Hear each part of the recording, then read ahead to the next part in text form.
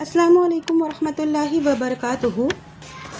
हज़रत अब्दुल्ला बिन अब्बास रज़ी अल्लाह अन्हु, आपने इनके बारे में ज़रूर सुना होगा। आज मेरी वीडियो इन्हीं के ऊपर है। हिजरत से 3 साल पहले हज़रत अब्दुल्ला बिन अब्बास रज़ी अल्लाह अन्हुमा की पैदाइश हुई।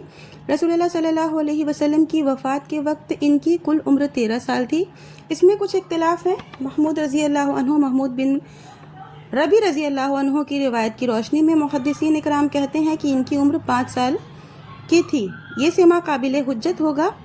हज़रत अब्दुल्ला बिन अब्बास रज़ी अल्लाह अन्हुमा की वो मशहूर रिवायत जिसमें वो कहते हैं बित्तो फ़ी बैती खालती मैमूनता, उस वक्त इनकी उम्र 7 साल थी। दोनों रिवायतों को अगर सामने रखा जाए तो मालूम होगा इब्न अब्बास को इल्म की तलब का जज्बा 5 साल के बाद ही हुआ होगा। अब आप गौर फरमाइएगा आज की वीडियो पे। उम्र कम है, हुसूल इल्म का वक्त भी कम है, लेकिन इसके बावजूद 1660 हदीसें आपसे मरवी हैं और साथ ही हबरुल उम्मत और रईसुल मुफस्सिरीन का लक़ब भी पा रहे हैं। ये अल्लाह के फैज़ और रसूलुल्लाह सल्लल्लाहु अलैहि वसल्लम की दुआ अल्लाहुम्मा आतिहिल हिकमता और अल्लाहुम्मा फ़िक़हु फ़िद्दीन की बरकत का असर है।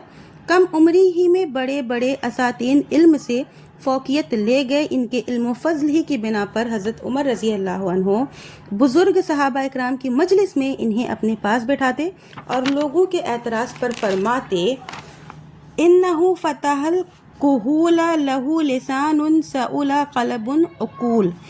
बाद सहाबा इकराम को एतराज़ था कि इस बच्चे को हमारी मजलिस में क्यों बैठाते हैं, इनकी उम्र के तो हमारे बच्चे हैं, हमारी मजलिसों में इस बच्चे का होना ज़ेब नहीं देता। हज़रत उमर रज़ी अल्लाह अन्हु ने कहा, आप लोग जानते हैं कि मैं क्यों बैठाता हूँ, किसी दिन आपको दलील से साबित करूँगा। और ऐसा हुआ कि एक दिन मौका आ ही गया। हज़रत उमर रज़ी अल्लाह अन्हु ने हाज़िरीन मजलिस से कहा, आप लोग इज़ा जा नसरुल्लाह वल फतह, यानी कि सूरह नसर से इस सूरह का मतलब क्या बताइए, इस सूरह का मतलब क्या है बताइए। जवाब में किसी ने कहा कि इससे मुल्कों और शहरों के फतह होने की तरफ इशारा है।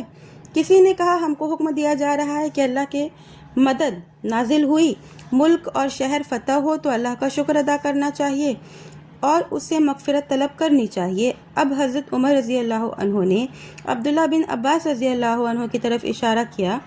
आप हज़रत उमर रज़ी अल्लाह अन्हु हज़रत इब्न अब्बास रज़ी अल्लाह अन्हु की तरफ मुतवज्जे हुए और कहा कि अब्दुल्ला, तुम भी यही कहते हो जो लोग कहते हैं? उन्होंने कहा नहीं। हज़रत उमर ने कहा, फिर क्या कहते हो? अब्दुल्ला बिन अब्बास रज़ी अल्लाह अन्हु कहते हैं कि इस सूरह में अल्लाह ताला ने अपने नबी की मौत की इत्तला दी है, यानी अल्लाह की मदद आ चुकी है, मक्का फतह हो चुका है, दीन गालिब हो चुका है, लिहाजा ए नबी अब तुम्हारा काम ख़त्म हुआ, मौत का वक्त करीब है, इसलिए अपना वक्त ज़्यादा अल्लाह की तस्बीह व तहमीद और तौबा और इस्तग़फ़ार में गुजारो। हज़रत उमर रज़ी अल्लाह अन्हु ने फरमाया, यही मतलब मैं भी जानता हूँ। इसी तरह हज़रत उमर रज़ी अल्लाह अन्हु ने अब्दुल्ला बिन अब्बास रज़ी अल्लाह अन्हु की इल्मी फ़जीलत के बारे में सहाबा को बताया और सहाबा के सामने उनकी इल्मी फ़जीलत साबित कर दी रज़ी अल्लाह अन्हुम अजमाइन। हज़रत मसरूक बिन अजदा मशहूर और कुबार ताबईन में से हैं। वो कहते हैं, जब मैं इब्न अब्बास रज़ी अल्लाह अन्हु को देखता हूँ तो कहता हूँ अजमलुन्नास, जब वो तकल्लुम फरमाते हैं तो मैं कहता हूँ अफ़सहुन्नास, और वो जब हदीस बयान करते हैं तो मैं कहता हूँ आलमुन्नास।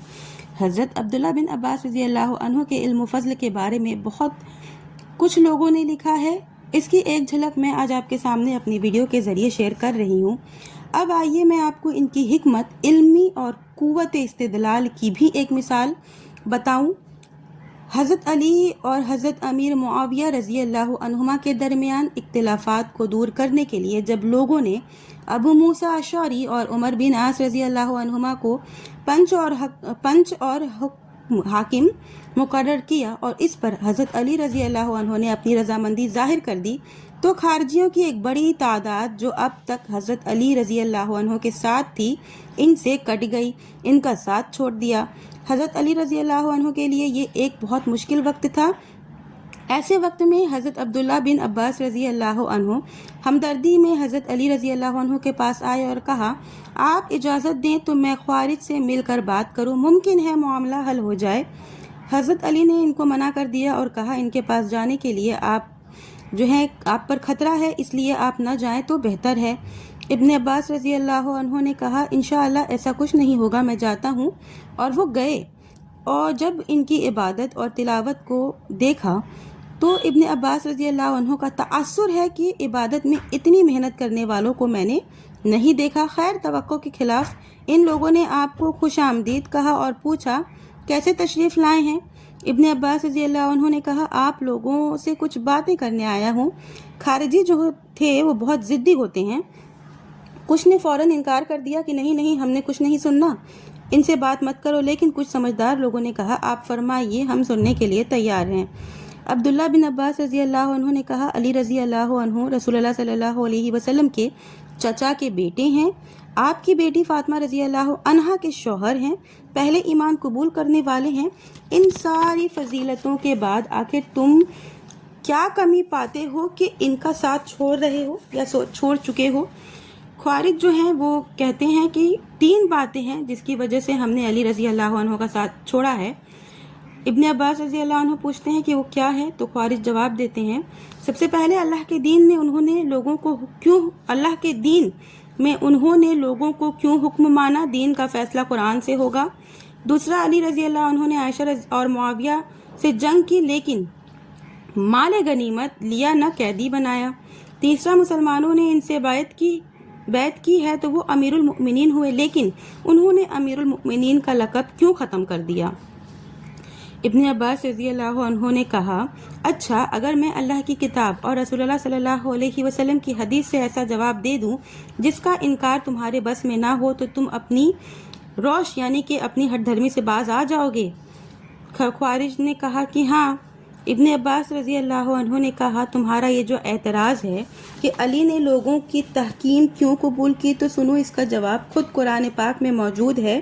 قرآن کی یہ آیت سورہ مائدہ کی آیت ہے، یا ایھا الذین آمنوا لا تقتلوا الصید وانتم حرم من قتلہ منکم متعمدا فجزاء مثل ما قتل من النعم یحکم بہ ذوی عدل منکم۔ ترجمہ ہے اے ایمان والو، تم احرام کی حالت میں جنگلی شکار نہ قتل کرو، اگر تم میں سے کسی نے قصداً شکار کو قتل کر دیا تو اس کو اسی جانور کے مثل فدیہ دینا ہے جس کو اس نے مارا ہے، اور اس کا فیصلہ تم میں سے 2 معتبر آدمی کریں گے۔ اب تم ہی بتاؤ، ایک طرف خرگوش کا شکار ہے جس کی قیمت 5 درہم سے زیادہ نہیں ہوگی، اس کے مثلیت طے کرنے کے لیے حکم دیا جا رہا ہے، اس کا فیصلہ 2 معتبر آدمی کریں گے۔ دوسری طرف لوگوں کا خون بہہ رہا ہے، گردنیں کٹ رہی ہیں، ان کو روکنا ہے، اس میں تم لوگوں کے فیصلے کو نہیں مانتے، اور قرآن فدیہ کی مثلیت طے کرنے کے لیے 2 آدمی کو حاکم بنا رہا ہے۔ بتاؤ دونوں میں کہاں پنچ کی زیادہ ضرورت ہے، جہاں جان بچانا اور خون روکنا ہے وہاں، یا جہاں 5 درہم میں خرگوش کی مثال طے کرنی ہے وہاں؟ دونوں میں کون زیادہ اہم ہے؟ خوارج نے عبداللہ بن عباس رضی اللہ عنہ کا یہ پختہ اور ٹھوس استدلال سنا، کہا اصلاح ذات البین جو خونریزی روکنے کے لیے پنچ کی زیادہ ضرورت ہے وہاں۔ جب اعتراف کر لیا اس کے بعد عبداللہ بن عباس خوارج کے دوسرے اعتراض کی طرف متوجہ ہوئے، اور یہ جو اعتراف ہے میں انشاءاللہ آپ کو اپنی نیکسٹ ویڈیو میں بتاؤں گی، کیونکہ ویڈیو میری کافی لمبی ہو جائے گی، تو انشاءاللہ کل کے پارٹ میں آپ کو اس کا نیکسٹ اس میں آپ کو اسٹوری پوری کور کروں گی۔ آج میں اپنی ویڈیو یہی ختم کرتی ہوں، آخر میں اللہ تعالیٰ سے دعا کرتی ہوں کہ اللہ تعالیٰ ہم تمام مومن مسلمانوں کو زیادہ سے زیادہ کتاب و سنت پر چلنے کی توفیق دے، آمین۔ وآخر الدعوانا ان الحمدللہ رب العالمین۔